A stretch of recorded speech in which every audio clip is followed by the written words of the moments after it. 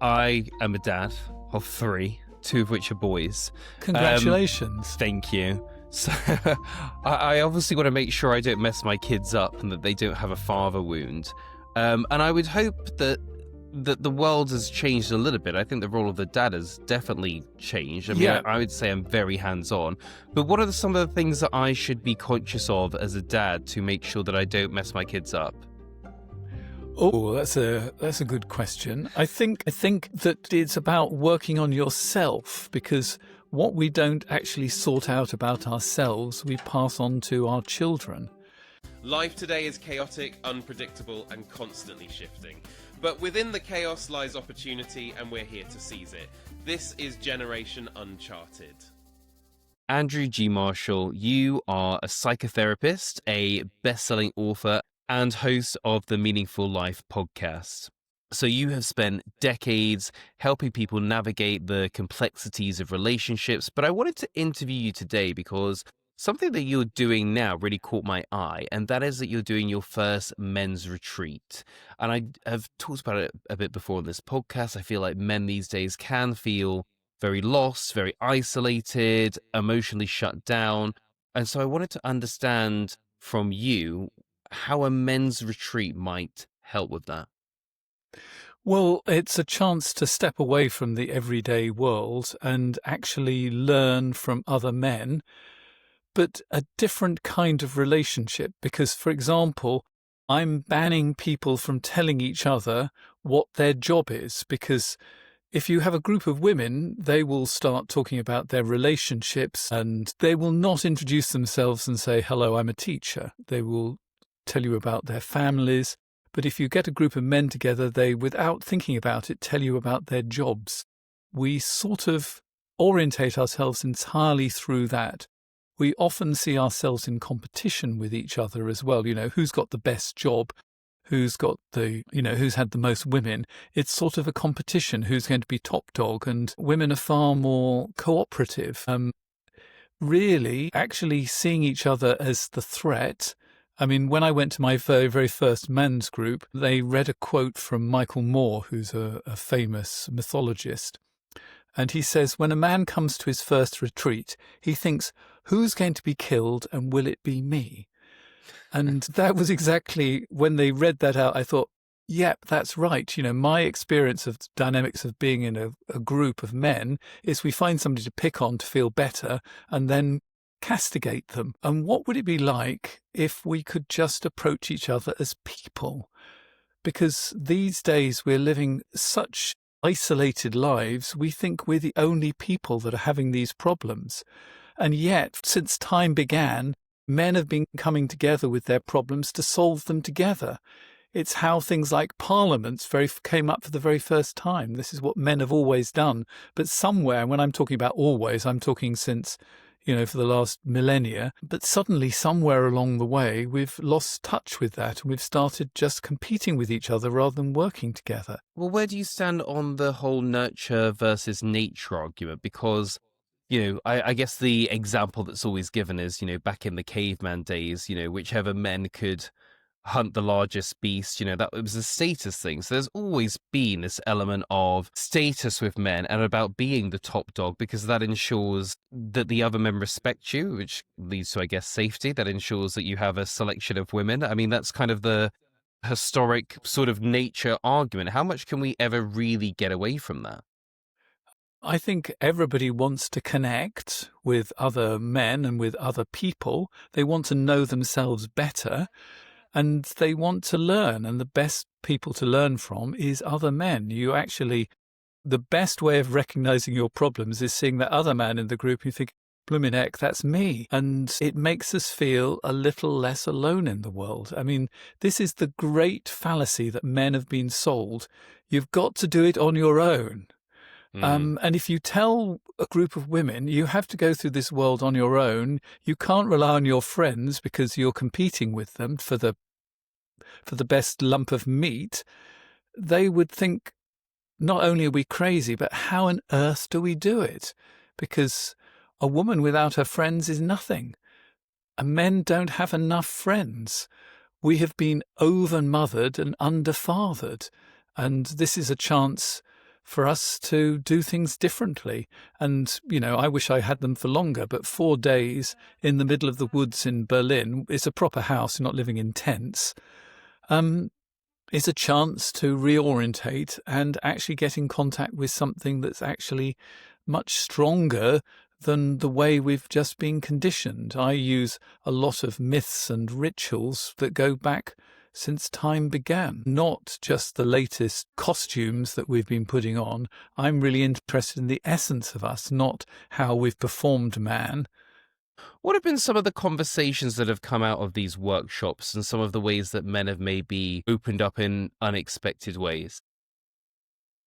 I think it's the recognition that you're not alone. I used to do a workshop where we would actually find different types of fathers, and then we would put in the big workshop, there'd be like 60 or 70 men there, and I'd put them into groups depending on what kind of fathers they had.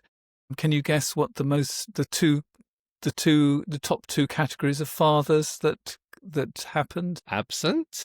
Yep, you got number 2. Can you guess the number 1?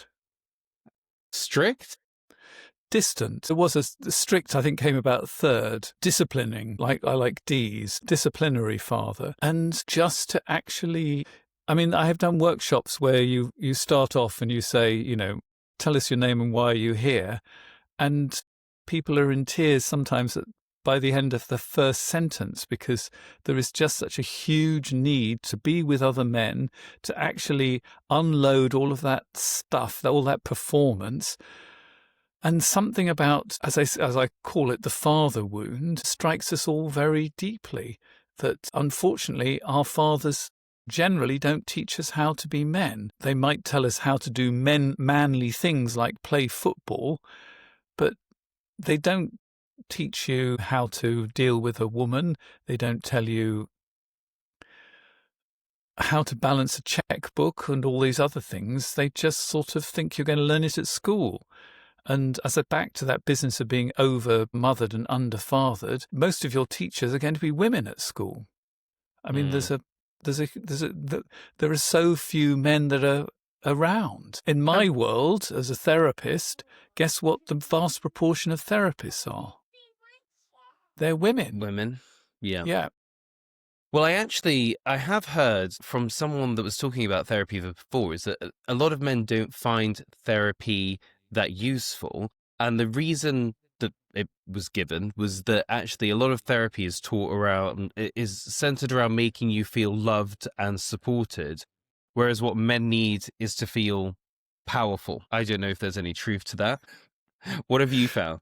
I'm just amused that sometimes whenever they're trying to get men to do anything, they start the powerful men group, become a warrior, that we're immediately performing men. Can't we just be men, sort of kind of thing? Of course, everybody wants to feel understood and connected. I think men do just as well in therapy as women do. I've been doing this for 40 years, working with couples. And when I first started back in the last century, that we sort of expected the woman to come and then we'd write to the man in the hope that they would come too.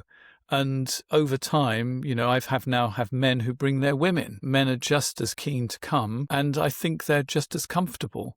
But what you can do in a retreat is different, because you can do rituals rather than just talking. Rituals are incredibly powerful things. They take you from one place and move you to another. So you're getting an experience rather than just sitting down and talking. I use mythical stories, some of the famous Grimm's brothers stories. These were collected 200 years ago, but they go back much further. It's the collective wisdom of our ancestors. It's the way that we made sense of the world before psychotherapy came along. And the images are incredibly strong and powerful. Men respond well to the images. That's why they use the idea of the warrior as one of the archetypes of manhood. But there are other ones that are equally important, like the lover, like the magician, like the king.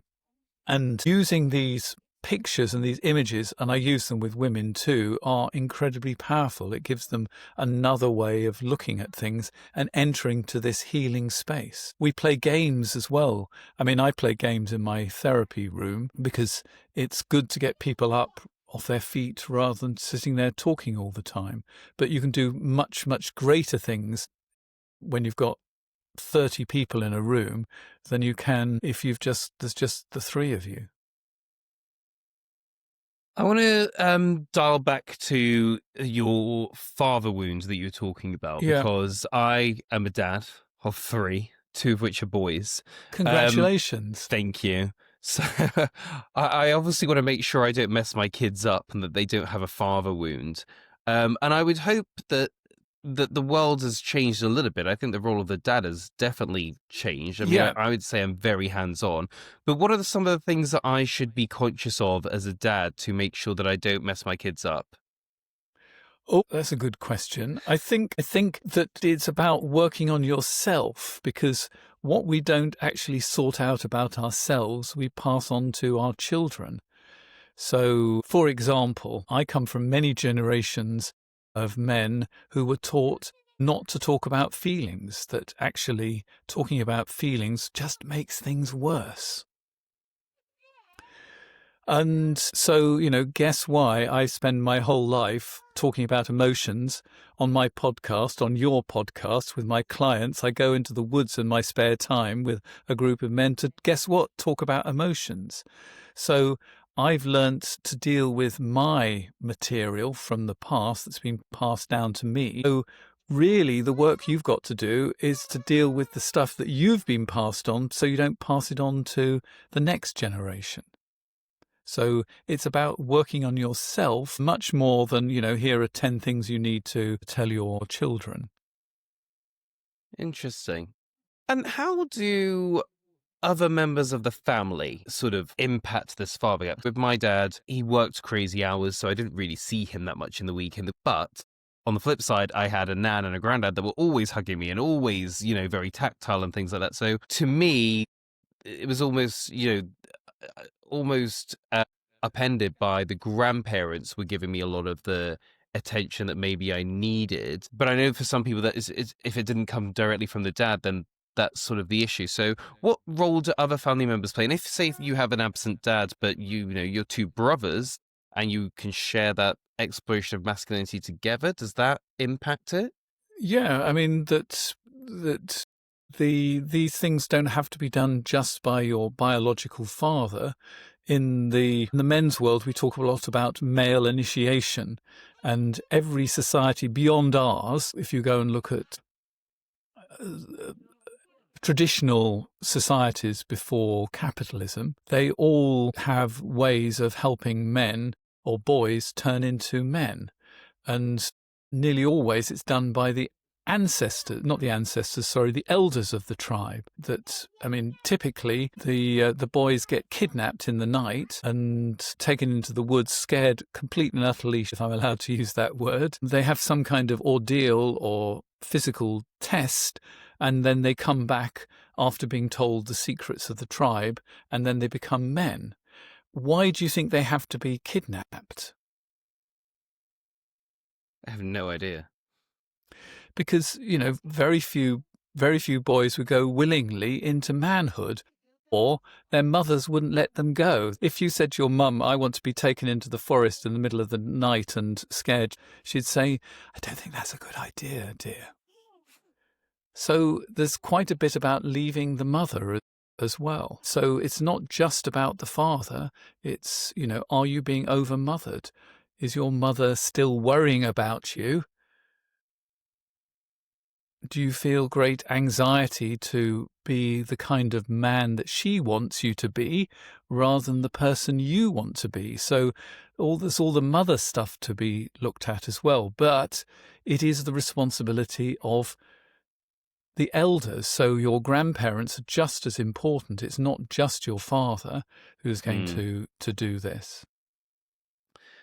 Let's talk a little bit more about this retreat that you've got coming up then. So what kind of men typically come to this retreat? What are they dealing with? And also, I've got to feel like if there are men out there that can't even open up to their best friend about some of the things that they're feeling, why are they going to come to the woods with you? Well, let's have the type of men that come. There are two types of men. The men who are curious, who want to learn about themselves and self-development, and they're already halfway there. So they come willingly. And then there are the men in crisis, and they're in crisis because infidelity, their wife has said, shape up or I'm going to ship out. And they've reached the point where, they'll try something as weird as going into the woods with me. Nearly everybody knows me in some shape or form because it's such a huge leap to make. So they're either clients of mine, and I put this on because my clients needed more friends. They wanted to go deeper than we actually could. And I thought, well, if I'm doing it for my clients, I might as well do it for my podcast listeners. People know me, they trust me. So I think that's one of the reasons why they would go. But some people go because they know they need it, and other people find this is their last chance they feel. And they're expecting a lot. And it's a pretty powerful experience. I can imagine. Well, it does seem that more and more people are going for retreats at the moment. I don't know if it's because people feel that they need to detox and just get away from. I mean, our lives are very fast paced now. The devices are always blinking at us. So to actually go somewhere and disconnect, I think is very appealing to a lot of people. Yeah, and we're going to have an awful lot of fun as well. And they're going to do things that are going to scare them. But the things that scare us are the things we need to do. One of the famous phrases of another famous mythologist, Joseph Conrad, is the darkest cave is the greatest treasure. In all the myths and legends, the dragons have gold.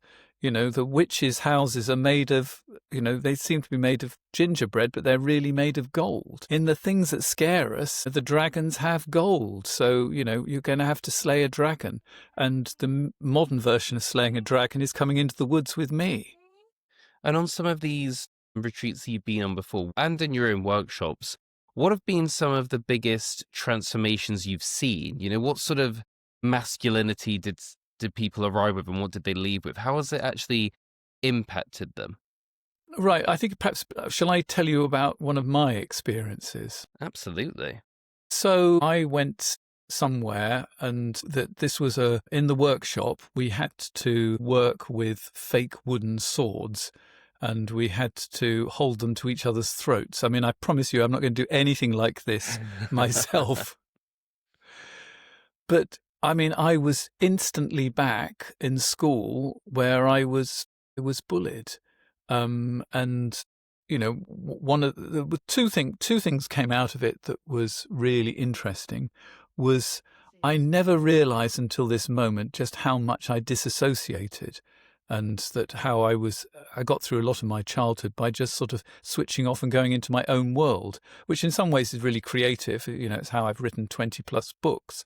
I can go off into my own world and I can write things. But sometimes we actually need to be present. And I was just amazed. A chunk of the workshop went past and I wasn't even aware of it because I was disassociating. And it's only actually going to these dark places that you actually learn about yourself really quite so dramatically. I was away in a retreat a couple of weeks ago, and I suddenly realized with somebody in the retreat, I was actually created exactly the same dynamic as I created at home. And you thought, that's about me. That actually helps you see the back home stuff much clearer.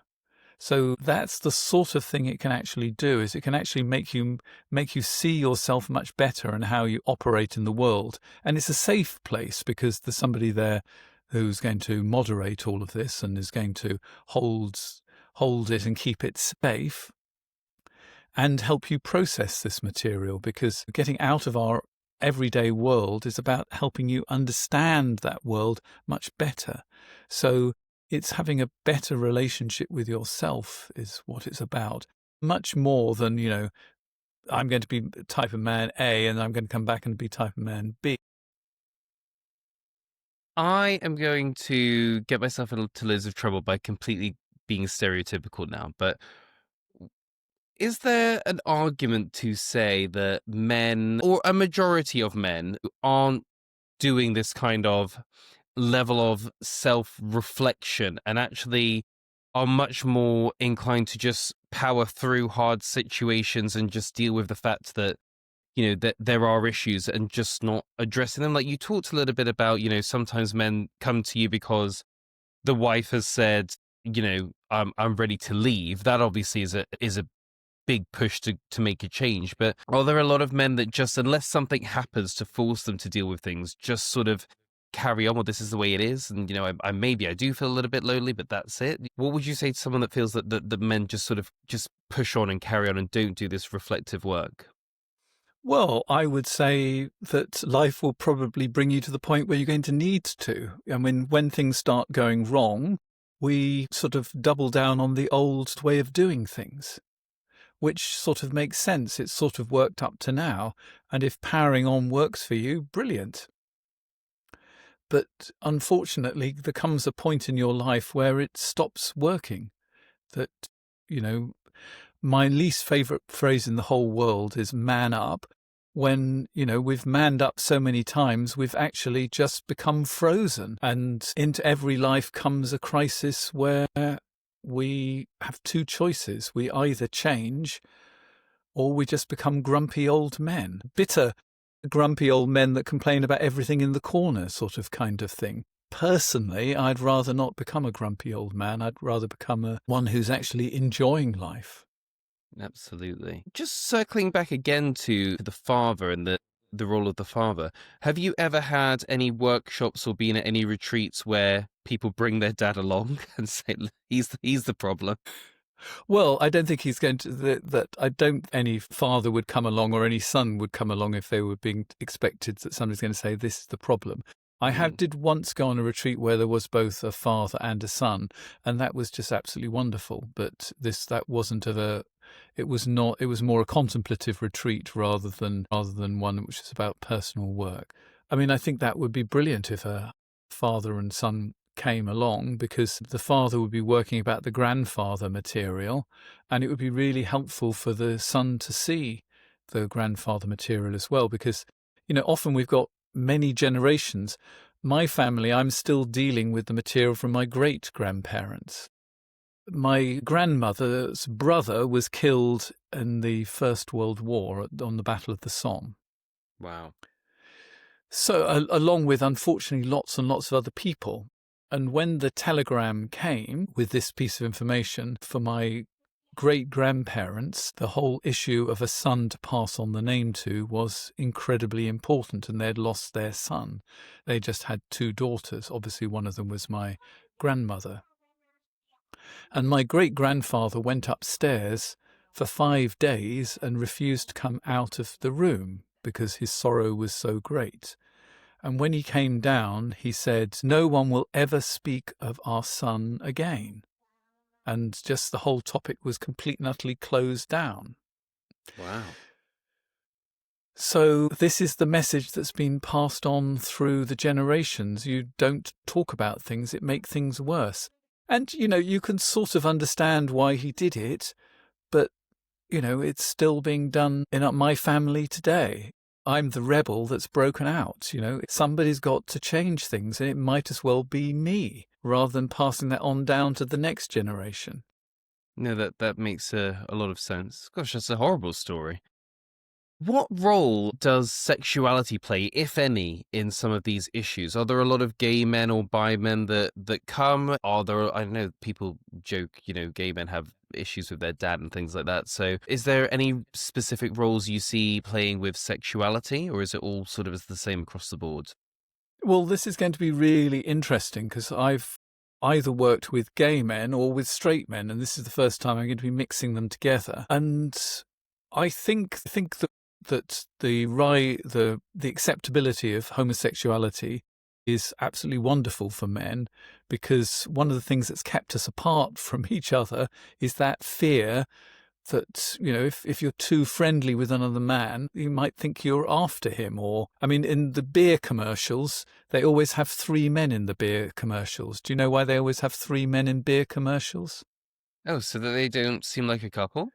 Yeah, so they don't seem like a couple, and 4 is too Wow. many to have in the shot. So there were always 3 men. I mean, because if you show 2 men together in a beer commercial, fear that somebody might think they're gay. And I mean, this shadow of actually being seen as gay has crippled our communication with each other. We can't love our brothers, and I'm not talking literal brothers, but, men of friends, because it might be a little bit queer. That's really interesting, actually, because whenever you talk about homophobia, you talk about the impact on gay and bi men, but actually it's impacted straight men on a Hugely. similar level because they can't show affection to their brothers. Yeah, and you can't, you've got to act in a certain kind of way in case people think you're a bit fey. And, if you want to suddenly you want to wear nail varnish, why shouldn't you wear nail varnish? And, one of the great things about the current generation is young heterosexual men wear nail varnish because they think it looks cool. But you couldn't do that in my day, otherwise people would think you were gay. And where has this come from? Is that something where men have self-harmed, where they have perpetuated this, I'm an alpha male and I'm so alpha male, I just couldn't abide the thought of a gay man being even near me? Or was it something that women put on men? Or was it religion? Where has that sort of homophobia come from to keep men divided? Well, I think it's very much a cultural thing. I mean, I think the church has an awful lot to do about it. I mean, who are the people that are forever pushing the homophobic material? They're nearly always the church. So, but but it's the people who've suffered are men and women, because what did gay men in the closet do in the past? They married women and made their Hmm. lives miserable. Heterosexual women have also benefited a huge amount from the emancipation for gay men and for lesbian women too. Well, I can't move off this topic without asking you. So I'm a bisexual man, and I've written Yeah, a book about bisexuality and a podcast. Another podcast I have is about bisexuality. One of the things that I talk about a lot, and the thing that a lot of bisexual men will write to me about, is that they say, look, I'm bisexual, I'm not gay. But the problem is, if I talk about being bisexual, straight women will not want to date me. That, as soon as they find out that I have been with another man, they see it as gay. They probably don't really believe bisexuality is a thing, but they don't see it as a masculine thing to have done. And that being the logical reason of why so many bi men don't come out, because they kind of think, well, as one bi guy put it to me before, if I come out as bi, I may as well just come out as gay because a lot of women just won't want to date me anymore.